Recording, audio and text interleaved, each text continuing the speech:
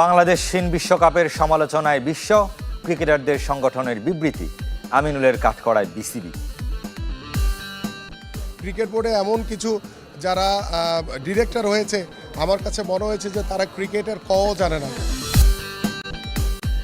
যুব বিশ্বকাপের সুপার সিক্সে কাল বাংলাদেশের প্রতিপক্ষ ইংল্যান্ড। বর্জনের আলোচনার মাঝেই বিশ্বকাপ দল পাকিস্তানের। প্রথম সাফ নারী ফুটসালে অপরাজিত চ্যাম্পিয়ন বাংলাদেশ। দক্ষিণ এশিয়ার সাবিনার তৃতীয় শিরোপা। দক্ষিণ এশিয়ান ফুটবলে আরও একটি সাফল্য বাংলাদেশের নারীদের। প্রথম নারী সাফ ফুটসালে অপরাজিত চ্যাম্পিয়ন সাবিনা কৃষ্ণা মাসুরার দল। 2 ফরম্যাটে সাফের তৃতীয় শিরোপায় বাংলাদেশকে নেতৃত্ব দিলেন সাবিনা খাতুন। নারী ফুটবলে আরও একবার অগ্রযাত্রার প্রমাণ, আরও একটি দক্ষিণ এশিয়ান শ্রেষ্ঠত্ব। 2 ফরম্যাটে তৃতীয়বার। তবে এবার প্রথমের সাথে উচ্চারিত হবে বাংলাদেশের নাম। সাফ নারী ফুটসালের অভিষেক আসরের শ্রেষ্ঠত্ব সাবিনা কৃষ্ণা মাসুরাদের। সাফ সভাপতি কাজী সালাউদ্দিন তুলে দিয়েছেন রূপালী ট্রফিটি। সাফ ফুটসাল সহ 3 শিরোপায় জড়িয়ে সাবিনা খাতুনের নাম। বাংলাদেশের নারী ফুটবলের আইকন, তাই তাকে কেন্দ্র করে উদযাপন। 7 দলের আসরে লিগ পর্বের শেষ ম্যাচে মালদ্বীপকে গোল বন্যায় ভাসিয়েছে বাংলাদেশ। 16 গোলের খেলায় 14টি বাংলাদেশের। হ্যাট্রিক করেছেন সাবিনা ও লিপি। টুর্নামেন্টে দ্বিতীয় হ্যাট্রিক বাংলাদেশ অধিনায়কের। পয়েন্ট ব্যবধানে সবাইকে টপকে গেছে বাংলাদেশ গোল সংখ্যাতেও। 6 ম্যাচে প্রতিপক্ষের জালে দিয়েছে 38 গোল। এর মধ্যে সাবিনার 14টি, যিনি বেশ কদিন ধরে জাতীয় ফুটবল দলের বাইরে। সাফ ফুটবলের সাথে তুলনায় না গেলেও অধিনায়ক খুশি, ফুটসালে বাংলাদেশকে প্রথম সাফল্য এনে দেয়। বাংলাদেশের জয়ে আশা শেষ ভুটানের, হয়েছে রানার্স আপ। ছেলেদের সাফ ফুটসালে 5ম বাংলাদেশ। ক্রিকেটের খবর জানাবো এবার। আইসিসির দ্বিমুখী নীতিতে হতাশ সাবেক ক্রিকেটার থেকে ক্রিকেটারদের সংস্থা। টি-20 বিশ্বকাপে বাংলাদেশের পরিবর্তে স্কটল্যান্ডকে বেছে নেয় চটেছেন পাকিস্তানের সাবেক অধিনায়ক শহীদ আফ্রিদি। আর জেসন গিলেস্পি টাইগারদের বাদ দেওয়ার কোনো যুক্তি খুঁজে পাননি। ওয়ার্ল্ড ক্রিকেটার্স অ্যাসোসিয়েশন এমন সিদ্ধান্তকে বলছে পাগলামি। বাংলাদেশহীন প্রথম টি-20 বিশ্বকাপ। সমর্থকদের পক্ষে প্রতিবাদ আসলেও ক্রিকেটারদের সংগঠন নীরব। তবে বৈশ্বিক সংগঠনটি সোচ্চার হয়েছে। ওয়ার্ল্ড ক্রিকেটার্স অ্যাসোসিয়েশনের চোখে বাংলাদেশ ছাড়া বিশ্বকাপ ক্রিকেটের অপূরণীয় ক্ষতি।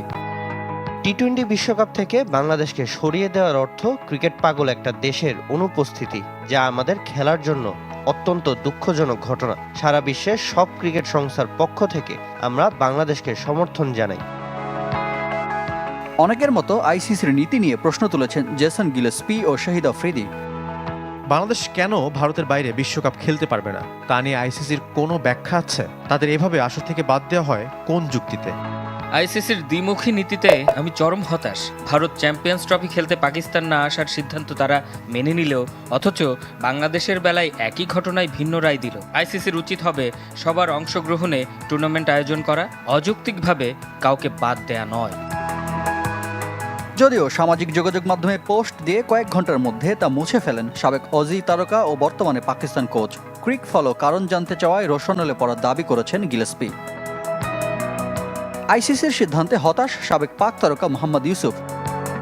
আইসিসিকে একটি আন্তর্জাতিক সংস্থার মতো কাজ করা উচিত। বাংলাদেশের মতো ক্রিকেট প্রেমী জাতিকে বিশ্বকাপ থেকে বঞ্চিত করা হলো, যেখানে নিরাপত্তার ঝুঁকির কথা একটাবারও উল্লেখ করা হলো না। রাজনীতির কাছে হার মানল ক্রিকেট, অসহায়ত্ব ঝরেছে সাবেক প্রোটিয়া জন্টি রোডসের কণ্ঠে। আপনি সবসময় খেলা আর রাজনীতিকে আলাদা রাখতে চাইবেন, তবে দুঃখজনক হলেও সত্য, রাজনীতিকে খেলা থেকে আলাদা রাখতে পারবেন না। 7 ফেব্রুয়ারি মাঠে গড়াবে বিশ্বকাপ, কিন্তু বাংলাদেশহীন সেই আসর কতটা বৈশ্বিক হবে সে প্রশ্ন থেকেই যায়। ক্রিকেট কূটনীতিতে নির্বুদ্ধিতার পরিচয় দিয়েছে বিসিবি। টি-20 বিশ্বকাপে না থাকায় বড় ক্ষতির শঙ্কায় বিএনপির ক্রীড়া সম্পাদক আমিনুল হক। হঠাৎ সাকিব ইস্যুতে বোর্ডের অবস্থানকে বলছেন নিছক লোক দেখানো। দেশের স্বার্থ সবার আগে, তবে ক্রিকেটের সাথেও জড়িয়ে সমর্থকদের আবেগ। মুস্তাফিজ ইস্যু, ভারত সফর নিয়ে নিরাপত্তার শঙ্কা, শেষমেশ বিশ্বকাপে না থাকার মাধ্যমে অনিশ্চয়তার ঘেরাটোপে দেশের ক্রিকেট। 22 গজের ভবিষ্যৎ নিয়ে নানা মনি নানা মত। কেউ বিসিবির অবস্থানকে সমর্থন জানিয়েছেন, আবার দ্বিমতের সংখ্যাটাও নেহাত কম নয়। আইসিসি ও বিসিসিআই এর সঙ্গে ক্রিকেট কূটনীতিতে হেরে গেছে বিসিবি মনে করছেন বিএনপির ক্রীড়া সম্পাদক আমিনুল হক। ক্রিকেট বোর্ড অত্যন্ত নির্বুদ্ধিতার পরিচয় দিয়েছে। তাদের এই হঠকারী সিদ্ধান্তের কারণে আমি মনে করি যে আমার দেশের ক্রিকেট ক্ষতিগ্রস্ত হবে। ভবিষ্যতে এটা অবশ্যই খতিয়ে দেখে এদের বিরুদ্ধে যদি কারো কোনো দুরভিসন্ধি কোনো যদি উদ্দেশ্য থাকে সেটাকে তদন্ত করে বের করে তার বিরুদ্ধে অবশ্যই বাংলাদেশ এবং বাংলাদেশের যারা জনগণ রয়েছে তারা সেই ব্যবস্থা গ্রহণ করবে ইনশাল্লাহ।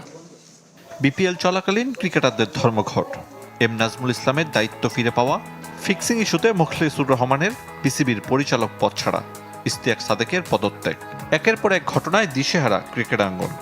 ডিরেক্টর হয়েছে, আমার কাছে মনে হয়েছে যে তারা ক্রিকেটের কও জানে না, তারা ক্রিকেটের সাথে কখনো সংগঠক হিসেবে কাজও করেনি। এই রকমের ক্রিকেট বোর্ডের পরিচালকদের দিয়ে কিভাবে আপনি ক্রিকেটকে আগাবেন? আলোচনার বাইরে থাকা সাকিব আল হাসানকে হঠাৎ প্রাসঙ্গিক করে তুলেছে বিসিবি। নিজেদের ভুল ত্রুটি আড়াল করতেই কি এমন লোক দেখানো কথাবার্তা? রীতিমতো স্ট্যান্ডবাজি আমি বলবো, কারণ হচ্ছে যে সাকিবের বিষয়টা সিদ্ধান্ত নিবে রাষ্ট্র।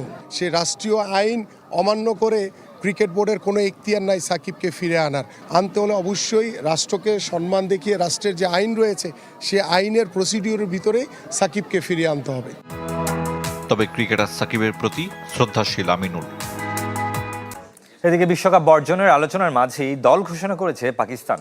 অধিনায়ক করা হয়েছে সালমান আলী আগাকে। 15 সদস্যের দলের 5 জনের প্রথম বিশ্বকাপ এটি, যার মধ্যে অধিনায়ক সালমান নিজেও আছেন। এছাড়া ফাহিম আশরাফ, খাজা নাফি, সালমান মির্জা এবং উসমান তারিকও খেলবেন এই ফরম্যাটের প্রথম বিশ্ব আসর। অভিজ্ঞ মোহাম্মদ রিজওয়ান এবং মোহাম্মদ হারিসকে বাদ দিয়েছেন নির্বাচকরা। পেস অ্যাটাক সামলাবেন শাহিন আফ্রিদি এবং নাসিম শাহ। অলরাউন্ডারের সংখ্যা বেশি, যেখানে আছেন ফাহিম আশরাফ, শাদাব খান, মোহাম্মদ নওয়াজদের মতো তারকারা। লাহোরের গাদ্দাফি স্টেডিয়ামে কোচ মাইক হ্যাসন, অধিনায়ক সালমান আগা এবং নির্বাচক আকিব জাভেদ দল ঘোষণা করেন, যেখানে বিশ্বকাপ ইস্যুতে সিদ্ধান্ত সরকারের বলে জানিয়েছেন আকিব জাভেদ।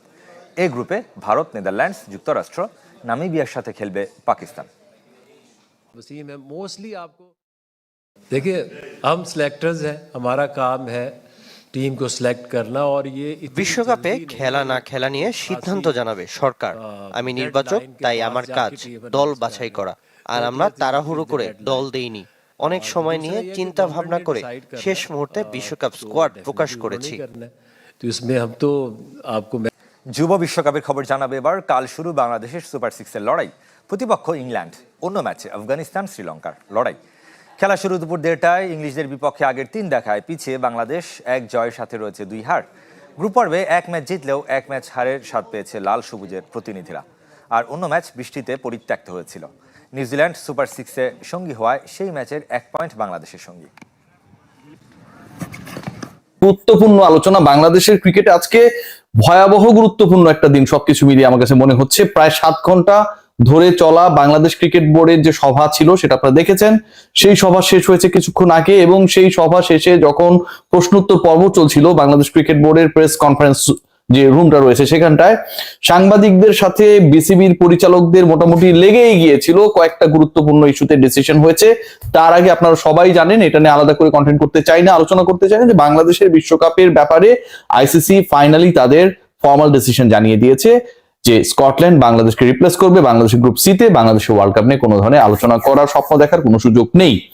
ডিসকাশন বাংলাদেশকে যখন হচ্ছে, বাংলাদেশের বিশ্বকাপ না খেলা নিয়ে হচ্ছে, ঠিক তখন ডিসকাশনে সবচেয়ে বেশি আলোচনায় চলে এলেন, স্পটলাইটে চলে এলেন যিনি বাংলাদেশের হয়ে দীর্ঘ সময় খেলছেনই না, যিনি বাংলাদেশের হয়ে সিলেক্টেড হবেন কিনা ন্যাশনাল টিমে, এটা নিয়ে বাংলাদেশ ক্রিকেট বোর্ডের সবসময় একটা নাক ছিটকানো অবস্থা ছিল।